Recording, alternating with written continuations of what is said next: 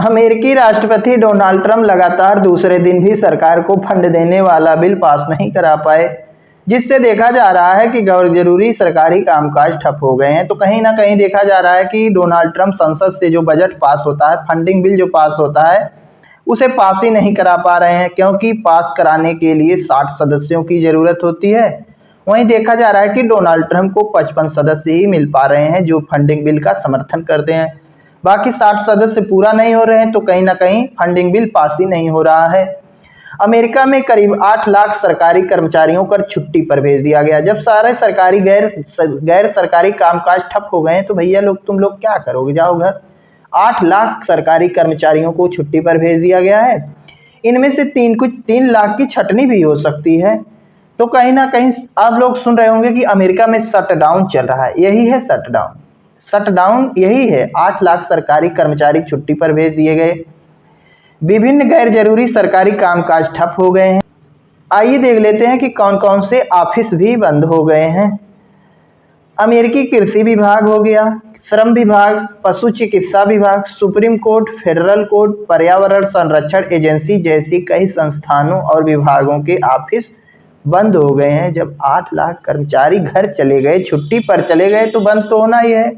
और बंद क्यों हुआ? क्योंकि सरकार के पास इन लोगों को वेतन देने के लिए पैसा ही नहीं है। फंडिंग बिल पास ही नहीं करा पा रहे हैं डोनाल्ड ट्रंप। डेमोक्रेट्स वाले विरोध में हैं कि फंडिंग बिल हम नहीं पास होने देंगे। अब आइए देख लेते हैं कि आखिर पास क्यों नहीं होने दे रहे हैं फंडिंग बिल। अमेरिका में शटडाउन का मूल कारण क्या है, आइए उसके बारे में देख लेते हैं।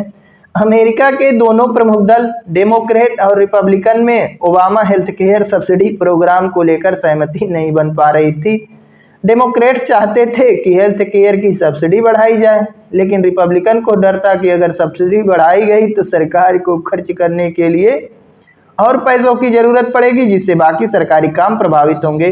तो कहीं ना कहीं डेमोक्रेट चाहते थे कि जो सब्सिडी है उसे और बढ़ाया जाए, लेकिन रिपब्लिकन को डर था कि अगर सारा पैसा यहीं पर लगा दिया जाएगा तो अन्य कार्य प्रभावित हो जाएंगे, अन्य सरकारी काम प्रभावित होंगे, जिसके चलते इन दोनों के बीच विवाद हुआ। डेमोक्रेट विपरीत चला गया। डेमोक्रेट अब पास ही नहीं होने दे रहा है।